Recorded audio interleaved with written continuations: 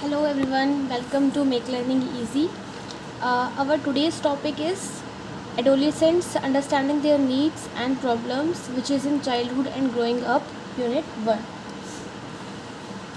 तो पहले अगर हम बात करें तो एडोलिसेंट्स होता क्या है। तो एडोलिसेंट्स जो है वो एक लैटिन वर्ड से आया है, Latin word which is called adolescere. Adolescere इसका मतलब क्या होता है? टू ग्रो या टू मैच्योर, बढ़ना या परिपक्वता आना। तो ये जो फेज़ है, ये जो एडोलिसेंट एक स्टेज होती है, स्टेज ऑफ डेवलपमेंट के टाइम पे स्टेज ह्यूमन बीइंग की, ये होती क्या है? ये एक ब्रिज होती है किसके बीच का? Between childhood and adulthood.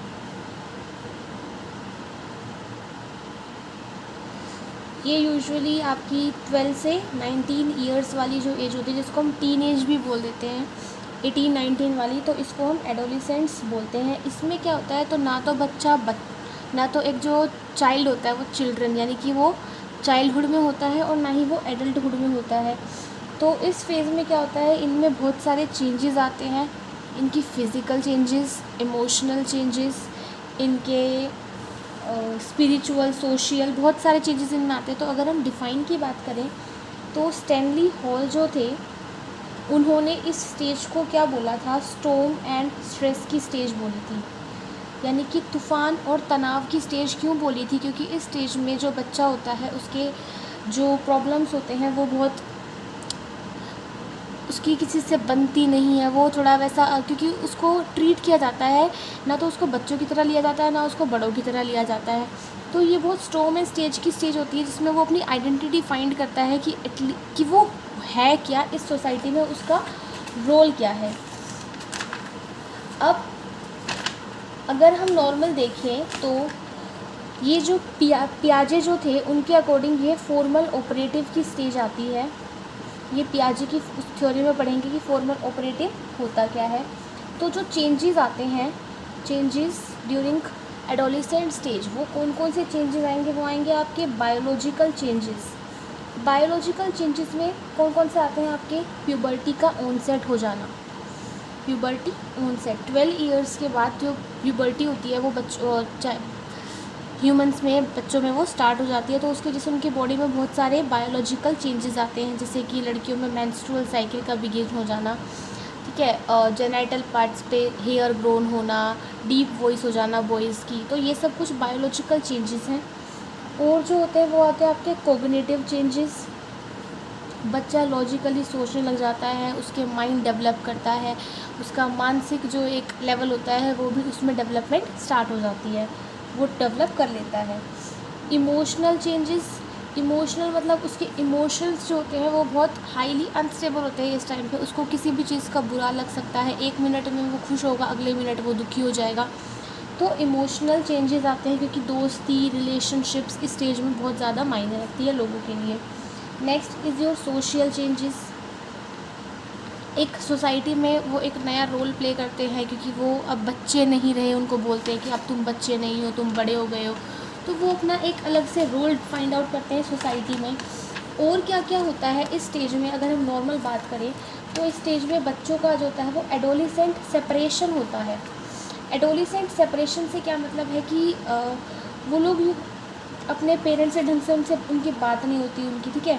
Parents complain करते हैं कि ये हमेशा मतलब उनसे आपने कभी देखा होगा कि जो एडोलिसेंट स्टेज होती है उसमें पेरेंट्स को बच्चों से कंप्लेन रहती है कि हमारा बच्चा हमसे ढंग से बात नहीं करता, या फिर वो कुछ कहता ही नहीं है, ठीक है। और जो टीनेज होता है वो क्या कंप्लेन करता है कि पेरेंट्स मेरे को प्राइवेसी नहीं देते।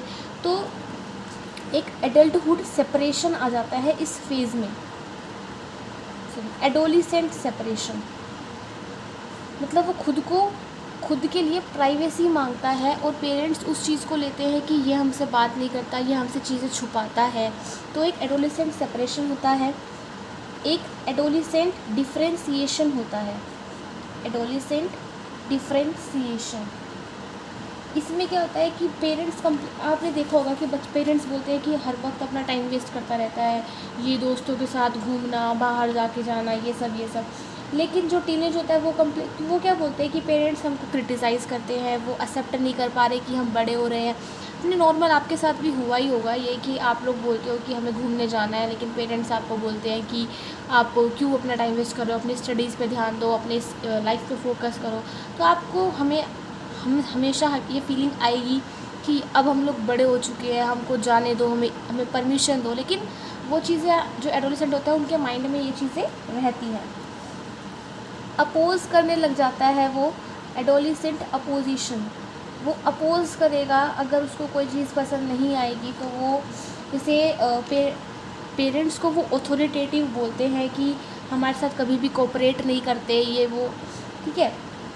उनको अपने पेरेंट्स जब उनके लिए कोई रूल्स सेट करते हैं तो उनको वो चीज़ लगती है कि हमें बांध के रखा जा रहा है, तो वो उस चीज़ को अपोज़ करते हैं। तो ये कुछ चेंजेस हैं। अब अगर हम प्रॉब्लम्स की बात करें, क्योंकि हमने क्या पढ़ना है, understanding their needs and problems. तो पहले अगर हम प्रॉब्लम्स पे देखें तो प्रॉब्लम्स जो है वो एडोलेसेंट की हमने बेसिकली डिवाइड की गई है 4 फेजेस में। I hope it is clear. 4 phases में डिवाइड की गई है। मॉर्फोलॉजिकल, या फिर इसको हम डेवलपमेंटल भी बोलते हैं, साइकोलॉजिकल, सोशल एंड एजुकेशनल। ये 4 मेन प्रॉब्लम्स हैं, और भी बाकी सारी जिसमें हम बाद में बात करेंगे, लेकिन अगर हम मेन की बात करें तो ये 4 प्रॉब्लम्स हैं। मॉर्फोलॉजिकल में क्या आता है कि मॉर्फोलॉजिकल यानी कि आपकी बॉडी में जो आपके चेंजेस आ रहे हैं उनकी वजह से जो बच्चा परेशान रहता है। जैसे कि क्या होता है कि ओवरवेट हो जाते हैं कई लोग, कुछ लोग अंडरवेट रह जाते हैं, ठीक है। एक्सेसिव हेयर ग्रोथ होती है बॉडी पे, पिंपल्स हो जाते हैं, एबनॉर्मल ग्रोथ होती है, स्किन कलर लोगों को थोड़ा रहता है ना कि हमारा स्किन कलर ऐसा हो गया, हमारा स्किन कलर वैसा हो गया। तो ये कुछ क्या है, आपके डेवलपमेंटल प्रॉब्लम्स है, जिसकी वजह से बच्चे में ये एक भावना आ जाती है कि मेरा स्किन कलर ऐसा है, मेरा स्किन कलर वैसा है, या फिर स्किन को लेके वो बहुत ज़्यादा प्रोटेक्टिव हो जाते हैं। Next is psychological. साइकोलॉजिकल में क्या आता है, जो आपके दिमाग से, मतलब आपके माइंड से जो रिलेटेड प्रॉब्लम्स होती हैं, जैसे कि मिसकंसेप्शन होती है इस वाले फेज़ में बच्चों को, किसके थ्रू, सेक्सुअल फीलिंग्स को लेके उनमें मिसकंसेप्शंस होती हैं, रिप्रोडक्शन को लेके उनमें मिसकंसेप्शंस होती हैं, उनको फियर होता है सेक्सुअल इश्यूज़ का, उनको गिल्ट होती है, सुपीरियरिटी कॉम्प्लेक्स होता है इस टाइम पे, इन्फीरियोरिटी कॉम्प्लेक्स होता है, जिसका कलर थोड़ा फेयर नहीं होगा वो उसको इन्फीरियोरिटी कॉम्प्लेक्स होगा कि मैं इनसे अच्छा नहीं हूँ, जिसका फेयर होगा उसको सुपीरियरिटी कॉम्प्लेक्स हो सकता है। तो ये कुछ साइकोलॉजिकल प्रॉब्लम्स हैं जो कि बच्चा फेस करता है। और क्या हो सकता है, अट्रैक्शन टुवर्ड्स अपोजिट सेक्स हो सकता है। उसके बाद आप फ्रेंडशिप वगैरह में, इन सब चीज़ों में आपके जो बिलीव्स हैं वो रोंग और मतलब आप दोस्ती में भी आपके कई बार ऐसे तनाव रहते हैं। Next is social. सोशल में क्या आता है, रिलेशनशिप्स इसमें आती हैं आपकी। यहाँ पे बच्चों को फियर होता है, वो डे ड्रीमिंग करते हैं, इमेजिन करते हैं अपनी लाइफ को, अपनी मैरिड लाइफ को, अपने पार्टनर्स को, ठीक है। यहाँ पे बहुत ज़्यादा या तो बहुत एक्सेस में क्लोजनेस हो जाएगी या फिर बिल्कुल ही बच्चा दूर दूर रहेगा, ठीक है। तो ये कुछ आपकी सोशल प्रॉब्लम्स हैं वो। Next is educational problem. Education problem में हम क्या ले सकते हैं, एजुकेशन प्रॉब्लम में बच्चों को जो उनकी एकेडमिक्स को लेके इशू होता है, जैसे कि अटेंडिंग द क्लास अटेंड करे ना करे, ठीक है। एग्ज़ाम की टेंशन होती है उनको, फेल की, अगर वो फेल हो जाएंगे तो क्या होगा, अगर कम नंबर आएंगे तो क्या होगा, अपने फ्यूचर करियर की टेंशन होती है। तो ये कुछ एजुकेशनल प्रॉब्लम्स हैं। और क्या क्या बेसिक प्रॉब्लम्स हो सकती हैं, अगर हम इसके बारे में सोचें तो और जो बेसिक प्रॉब्लम्स हो सकती हैं वो क्या हो सकती हैं, ड्रग एडिक्ट हो सकता है बच्चा। ये सब में नहीं होती, लेकिन ये एडोलेसेंट में होती है कि बच्चा सोचता है कि अगर हम ड्रग या स्मोकिंग का कंजप्शन कर रहे हैं तो हम बहुत कूल दिखेंगे, जो कि ऐसा नहीं होता है। अब ये सब प्रॉब्लम हुई क्यों है, मतलब कोज़ क्या है इन प्रॉब्लम्स का। तो अगर हम कोज़ की बात करें तो बेसिक कोज़ क्या हो सकते हैं कि इनको गाइड किया गया है या ये मिसलीड है। ये कुछ जैसे टीवीज़ देखते हैं बच्चे, किसी बड़ों से सीखते हैं, तो इन्होंने किसी चीज़ को मिसगाइड कर लिया है, ठीक है। इनको प्रॉपर गाइडेंस नहीं मिली है, चीज़ों को लेकर इनके मन में क्लैरिटी नहीं है। इग्नोरेंस ऑफ एल्डर्स, अगर घर पे इनको प्रॉपर एक केयर कंसर्न वाला इन्वायरमेंट नहीं मिलेगा, इनके पेरेंट्स इनको इग्नोर करेंगे, या ये जो ये चाहते हैं, ठीक है, जो इनकी नीड्स हैं या फिर जो ये जिनकी बेसिक नीड्स हैं उनको फुलफ़िल नहीं करेंगे, तो इनमें ये प्रॉब्लम हो सकती है, ठीक है। ऐसी पब्लिकेशन को देखना जो कि फ़ॉल्स इन्फॉर्मेशन को कैरी करती हैं, कई बार न्यूज़पेपर्स में भी कई चीज़ें होती हैं जो पूरी तरीके से सच नहीं होती। तो ये कुछ कॉजेज़ हैं किसके प्रॉब्लम की, ये प्रॉब्लम क्यों हुई है, इन कुछ कॉजेज़ की वजह से। अब अगर हम नीड्स की बात करें तो नीड्स ऑफ एडोलेसेंस जो है, मतलब बच्चा क्या चाहता है आपसे, तो वो कुछ नीड्स होती हैं। तो नीड को हमने बेसिकली डिवाइड किया है दो में, primary need and secondary need. Primary क्या होती है, बेसिक नीड, जो मतलब जो चाहिए ही चाहिए, और सेकेंडरी जो बेसिक के साथ चाहिए होती है। प्राइमरी में आ सकता है खाना, ठीक है, स्लीप, शेल्टर, मतलब ये तो सब एडोलेसेंट्स की है, ये तो सबकी नीड होती है बेसिक नीड्स की। खाना चाहिए होता है, अगर खाना नहीं मिलेगा तो उसका जो एक फ़िज़िकल जो विकास है वो प्रॉपर नहीं होगा, अगर वो प्रॉपर नहीं होगा तो उसमें इन्फीरियरिटी कॉम्प्लेक्स आ जाएगा। अगर उसकी नींद पूरी नहीं हो रही है, ठीक है, तो उसमें कई बार होता है ना बच्चों में, जैसे एडोलेसेंट्स में होता है कि स्किन पे उनका इफ़ेक्ट पड़ता है, उनको लगता है नींद पूरी नहीं होती, तो ठीक है, शेल्टर अगर उनको नहीं मिलेगा, तो ये कुछ प्राइमरी नीड्स हैं। बेसिक नीड में क्या आता है, नीड फॉर सिक्योरिटी, मतलब उनको सिक्योर फील कराना चाहिए, ना कि उनको छोड़ देना चाहिए कि तुम्हें जो करना है तुम वो करो, ठीक है, हमें तो तुमसे कोई मतलब ही नहीं है, तुम्हें हमारी बात सुननी ही नहीं है, तो ऐसा नहीं होना चाहिए, ठीक है। उनको इमोशनली सपोर्ट करना चाहिए, उनको लव देना चाहिए, अप्रूव करना चाहिए, फ्रीडम देनी चाहिए। लेकिन इसका मतलब ये भी नहीं कि पेरेंट्स उनको उनके हाल पे छोड़ दे कि भाई जाओ तुम्हें जो करना है। बच्चा बोले मैं तो सारे दिन घूमूंगा, तो उसको अलाउ कर दो, नहीं, मतलब अलाउ करो, लेकिन उसको ऐसा फील ना हो कि आप उसके लिए एक बैरियर बना रहे हैं उसकी लाइफ में, मतलब उसको थोड़ा फ्रीडम देनी चाहिए। उसको सेल्फ़ एक्सप्रेशन के लिए एनकरेज करना चाहिए कि वो खुद को एक्सप्रेस कर पाए एटलीस्ट। तो ये कुछ नीड्स हैं किसकी, एडोलेसेंट्स की।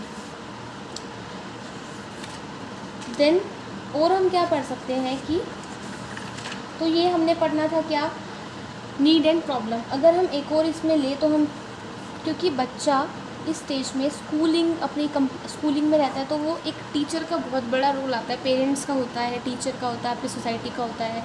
लेकिन अगर हम बात करें रोल ऑफ टीचर, तो टीचर क्या रोल प्ले कर सकता है एडोलेसेंस की प्रॉब्लम या नीड में। तो क्या होता है कि जो नीड होती है एडोलेसेंस की, वो सेटिस्फाई होनी चाहिए। ऐसा नहीं होना चाहिए उसको कि उसको लगे कि उसकी ये नीड्स सेटिस्फाई नहीं हो रही, तो उसमें वो सारी प्रॉब्लम्स आ सकती हैं।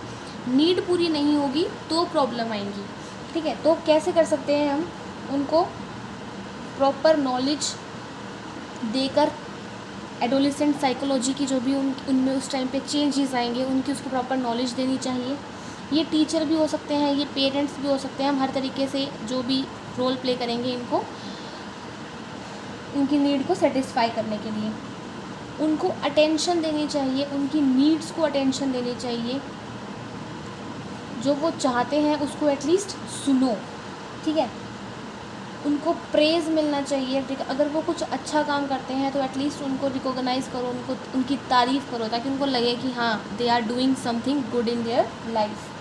एक उनको प्रॉपर गाइडेंस मिलनी चाहिए, ठीक है। उनकी जो इस टाइम पे ये होता है कि बच्चा बहुत ज़्यादा क्वेश्चनिंग पुट करता है, ठीक है, किसी भी रीज़न से, तो क्या होता है वो बहुत ज़्यादा क्यूरियस होता है, तो उनकी क्यूरोसिटी जो उनकी है उसको सेटिस्फाई करना चाहिए। तो एडोलेसेंट्स में हमने उनकी ये पढ़ा कि एडोलेसेंट होता क्या है, कौन सी टर्म से आया है, एडोलेसियर से, टू ग्रो एंड मैच्योर इसका मतलब होता है। डिफाइन पर ली स्टैनली होल ने इसे क्या बोला, स्टोम एंड स्टेज की स्टेज बोला। पियाजे के अकॉर्डिंग ये फॉर्मल ऑपरेटिव स्टेज में आता है। Changes biological, cognitive, emotional, social, ये कुछ इसमें चेंजेस आते हैं। प्रॉब्लम्स की बात करें तो प्रॉब्लम्स बेसिकली हमने पढ़नी है developmental, psychological, social, educational. Drug addiction causes क्या है प्रॉब्लम की, कि बच्चा मिसगाइड है, उसको प्रॉपर गाइडेंस नहीं दी गई है, उसको एल्डर्स के थ्रू इग्नोर किया गया है, या उसने जो पब्लिकेशन जो उसने कहीं भी कुछ पढ़ा है वो फॉल्स इन्फॉर्मेशन उसके अंदर है, जिसकी वजह से ये बच्चा मिसगाइड होता है। नेक्स्ट, इस बच्चे की नीड क्या है, एडोलिसेंट्स की एक नीड क्या है, प्राइमरी नीड, बेसिक नीड, इसमें फूड, स्लीप, शेल्टर आता है आपका। सेकेंडरी नीड में उसको सिक्योरिटी चाहिए होती है, उसको प्यार चाहिए होता है, उसको कंसर्न चाहिए होता है, उसको अटेंशन चाहिए होता है, उसको फ्रीडम चाहिए होती है, उसे अप्रूवेंस चाहिए होती है, उसे सेल्फ एक्सप्रेशन चाहिए होता है। तो ये सब हमें उसे प्रोवाइड करना चाहिए। अब इसमें रोल क्या प्ले कर सकते हैं हमारे टीचर, पेरेंट या हमारी सोसाइटी की, हमें प्रॉपर नॉलेज दी जाए, उनकी नीड्स को अटेंड किया जाए, ऐसा नहीं आपने उनको इग्नोर करना नहीं है।